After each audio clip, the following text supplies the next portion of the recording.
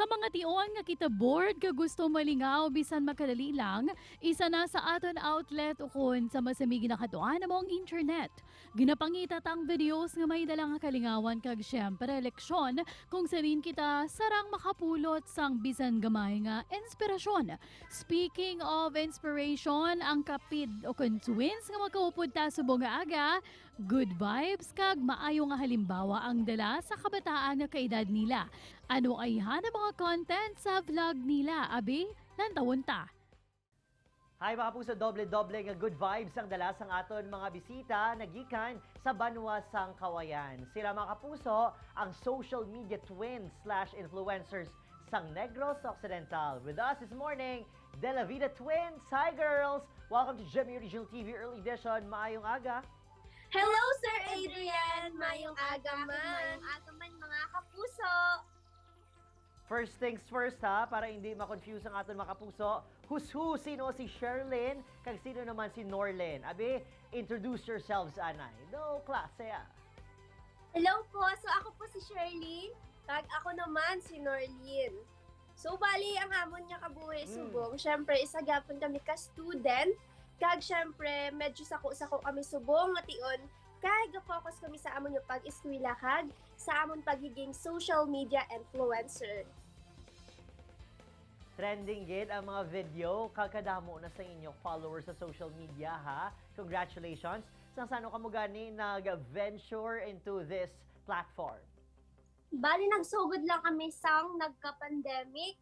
Una, nagsugod kami sang baile-baile, pero wala nag-trend din. Tapos, amo to dito na naman ging pagwa ang amon nga talent, which is ang pagtutula.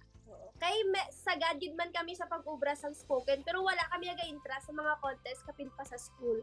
Pero we tried our best, kundi ang amon nga talento sa TikTok naman inagipakita. Kag sa isa lang naman ka-upload nga spoken poetry, nag-boom siya dayon, nag-viral siya dayon. Amo to nga ging ganahan man kami, nagpadayon na. Twins, paano nyo man ginapreparahan ang inyong mga content yung ginaobra? Kag ano kalawig ang pag-obra ninyo sa mga video bago nyo i-post sa social media? So, honestly, Sir Adrian, no, hindi gid man siya malawi. Kapin pa sa pag-ubra ko sang spoken poetry, pag-ubra ko sang content.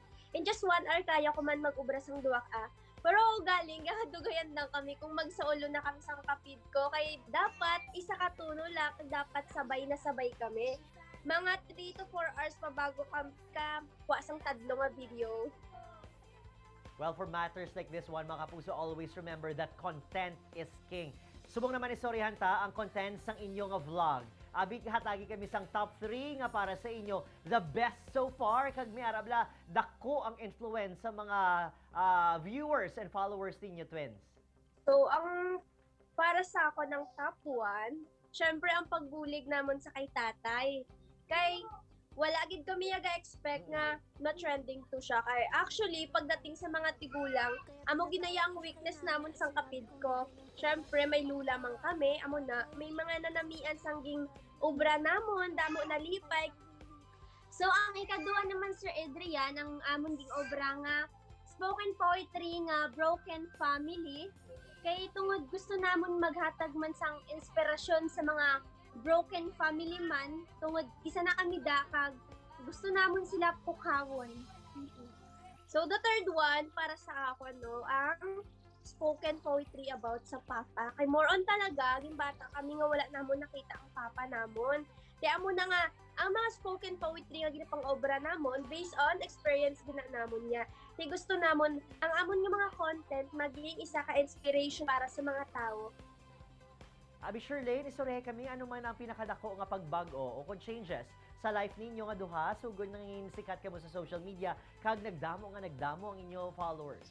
Yung malaking pinagbago ko is yung nakakatulong na po kami sa pamilya namin, which is for yung financial problem na kung dati po wala po kaming nagagawa sa tuwing may problema si nanay, pero ngayon nakakatulong na po kami kay nanay. At saka nagkaroon po kami ng confidence sa sarili at naging independent po, Sir Adrian. Wow, we are praying, we are rooting for you girls. Ano naman ang message nyo sa isa kang isa, Sherlyn, Norlyn, siyempre sa inyong pamilya, sa inyong mga tagsuporta, kag followers? So, bali ang mahambal ko lang, Sir Adrian, sa akon nga kapid is padayon lang ang amon pagbuligay para maabot ang amon nga handom sa kabuhi. So, ang ako naman yung mambal sa kapid ko, syempre, dapat buligay lang takag wala gid sang may magbago kang hindi danay magmigo-migo. Syempre sa family, gusto ko palanggaan lang kami for me, wala sang may magbago. Sa mga followers namon, no, salamat gid sa inyo nga suporta, kabay nga hindi ka umatakad sa pagsuporta namon, kabay nga suportahan na ninyo kami hasta sa katapusan. Thank you so much for spreading good vibes sa aton mga kapuso. Hindi lang sa Kawayan ha, kundi sa Bugos, nga Western Visayas, kag kalibutan, syempre social media platform eh. Once again mga kapuso, sa laladuhan nga mga kabataan de la Vida Twins sang Kawayan. Good morning!